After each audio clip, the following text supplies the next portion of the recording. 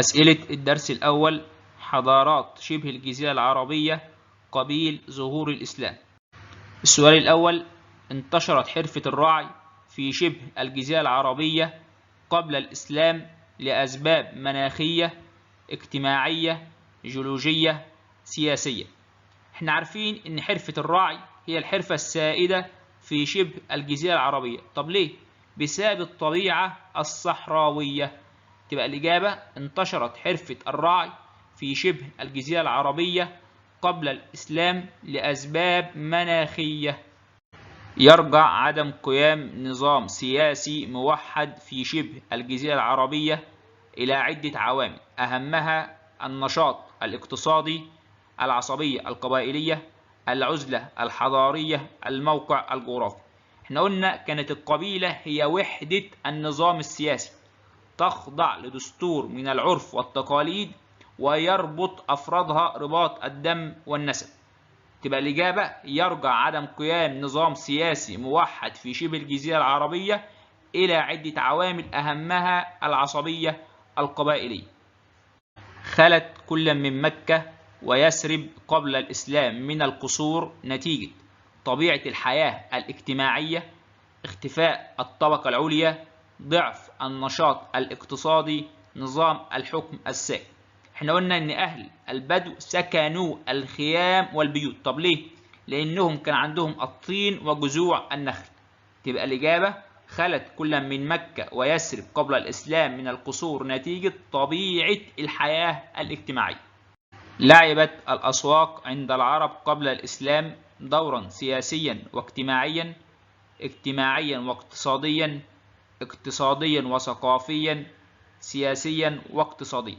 احنا قلنا لم تكن الأسواق للتجارة فقط، بل كانت ميدانا لتنافس الشعراء والخطباء. تبقى الإجابة إيه؟ لعبت الأسواق عند العرب قبل الإسلام دورا اقتصاديا وثقافيا. هاجرت قبائل الأزد من اليمن لأسباب دينية، اجتماعية، اقتصادية، سياسية. احنا قلنا هاجرت قبائل الأزد من اليمن بسبب انهيار سد مأب. تبقى الأسباب اقتصادية. تأثرت حرفة الزراعة قبل الإسلام بعلم الفلك، الأنواء، الكيمياء، الطبيعة. احنا عارفين ان العرب اشتهروا بعلوم كثيرة، منها علم الأنواء اللي هي معرفة أوقات هبوب الرياح ونزول الأمطار، اللي استخدموها في حرفة الزراعة. تبقى الإجابة: تأثرت حرفة الزراعة قبل الإسلام بعلم الأنواء. سقطت مملكة الغساسنة بسبب تحالفاتها السياسية، صراعاتها الداخلية، حروبها مع الفرس، حروبها ضد الحيرة. احنا عارفين ان آخر ملوك مملكة الغساسنة جبلة ابن الأيهم، اللي تحالف مع الروم في موقعة اليرموك، اللي انتهت بانتصار المسلمين، وبعدها أصبحت الغساسنة جزءا من الدولة الإسلامية. تبقى الإجابة: سقطت مملكة الغساسنة بسبب تحالفاتها السياسية. امتلكت بعض النساء مكانة سياسية عالية في المجتمع العربي قبل الإسلام في اليمن والحجاز، الشام واليمن، العراق والشام، الحجاز والعراق. احنا عارفين ان بعض النساء حظوا بمكانة سياسية عالية في المجتمع العربي، مثل بلقيس ملكة سبأ في اليمن، والملكة زنوبيا ملكة تدمر في الشام. تبقى الإجابة: امتلكت بعض النساء مكانة سياسية عالية في المجتمع العربي قبل الإسلام في الشام واليمن. اتسمت العلاقة بين مملكة الغساسنة ومملكة الحيرة قبل الإسلام بالصراع الديني، العداء والصدام، التحالف والترابط، التكامل الاقتصادي. احنا عارفين ان مملكة الحيرة كانت تابعة للدولة الفارسية، وكانت تساندهم في الحرب ضد الروم، اللي حلفائهم مين؟ مملكة الغساسنة. يبقى اتسمت العلاقة بين مملكة الغساسنة ومملكة الحيرة قبل الإسلام بالعداء والصدام. يدل استخدام العرب للعملات الفارسية والرومانية قبل الإسلام على عدم وجود حكومة موحدة، استقلالهم الاقتصادي، حسن علاقتهم بالدول المجاورة، ضعفهم العسكري. احنا عارفين ان النظام السياسي في شبه الجزيرة العربية كان نظام قبلي في مناطق البدو، ونظام شبه ملكي في مملكة الحيرة والغساسنة. فما كانش عندهم حكومة زي الدولة الرومانية تعمل لهم دنانير ذهبية، أو زي الفرس تعمل لهم دراهم فضية. تبقى الإجابة إيه؟ يدل استخدام العرب للعملات الفارسية والرومانية قبل الإسلام على عدم وجود حكومة موحدة. يرجع السبب في نشأة النظام السياسي الشبه ملكي في مملكتي الحيرة والغساسنة إلى العقيدة الدينية، الموقع الجغرافي، النشاط الاقتصادي، الحياة الاجتماعية. احنا قلنا مملكة الحيرة بالعراق ومملكة الغساسنة بالشام قامت على أطراف الصحراء العربية الشمالية، اللي كانت حدا فاصلا بين بلاد العرب ودولتي الفرس والروم. تبقى الإجابة يرجع السبب في نشأة النظام السياسي الشبه ملكي في مملكتي الحيرة والغساسنة إلى الموقع الجغرافي. ارتفعت مكانة المرأة قبل الإسلام في الحضر عن البادية في المجال السياسي، الديني، الاقتصادي، العسكري. احنا عارفين ان حظيت المرأة بمكانة عالية في المجتمع العربي، خاصة في الحضر، زي الملكة بلقيس ملكة سبأ في اليمن، والملكة زنوبيا ملكة تدمر في الشام.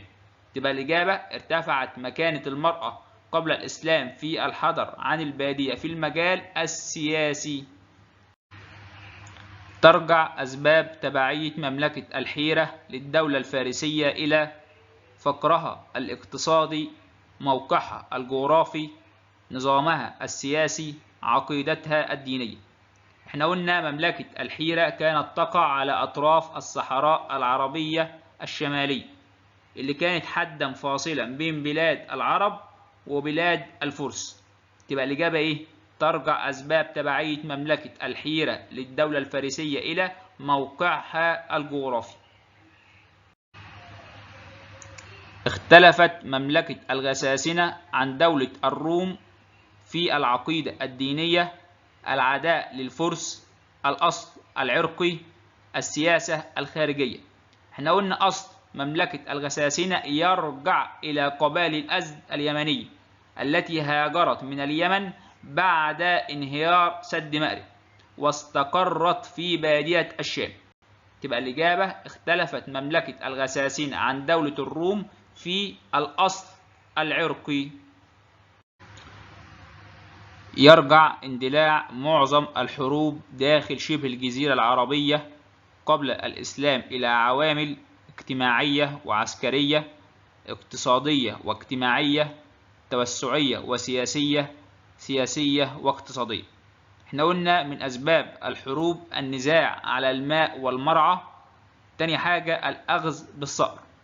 تبقى الإجابة يرجع اندلاع معظم الحروب داخل شبه الجزيرة العربية قبل الإسلام إلى عوامل اقتصادية واجتماعية. ساعد معرفة العرب قبل الإسلام بعلم الفلك على ازدهار الرعي، التجارة، الصناعة، الزراعة. احنا قلنا استخدم العرب علم الفلك في معرفة مواقع النجوم والكواكب. طب ليه؟ للاهتداء بها في البر والبحر، مما أدى إلى ازدهار التجارة. تبقى الإجابة ساعد معرفة العرب قبل الإسلام بعلم الفلك على ازدهار التجارة. ارتبط تطور الشعر والخطاب عند العرب قبل الإسلام بالنشاط التجاري، الصناعي، الزراعي، الرعوي. احنا قلنا لم تكن الأسواق للتجارة فقط، بل كانت ميدانا لتنافس الشعراء والخطباء.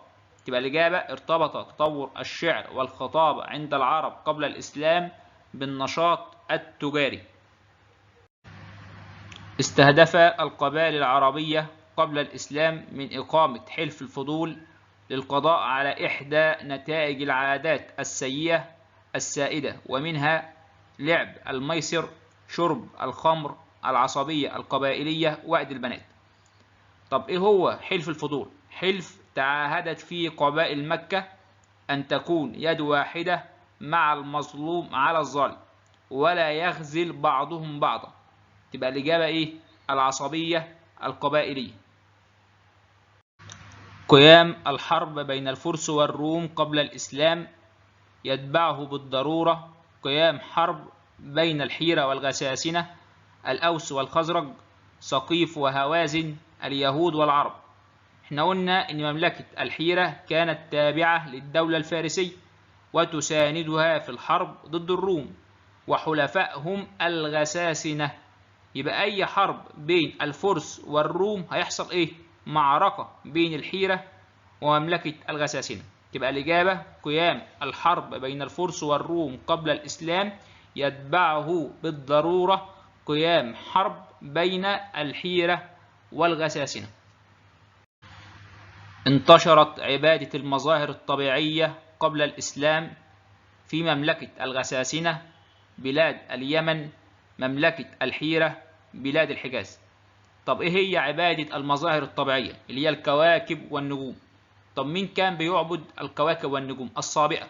الصابئة هم عبدة الكواكب والنجوم، وانتشروا في الرقة وحوران بالشام وفي اليمن.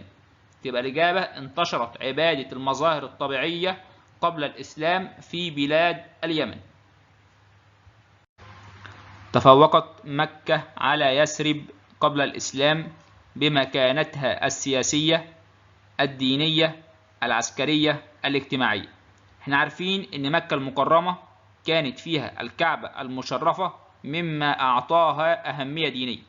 تبقى الإجابة تفوقت مكة على يثرب قبل الإسلام بمكانتها الدينية. يمثل العامل الرئيسي في التطور الحضاري لممالك شمال شبه الجزيرة العربية الموارد الطبيعية، الموقع الجغرافي، القوة العسكرية، الإمكانات البشرية.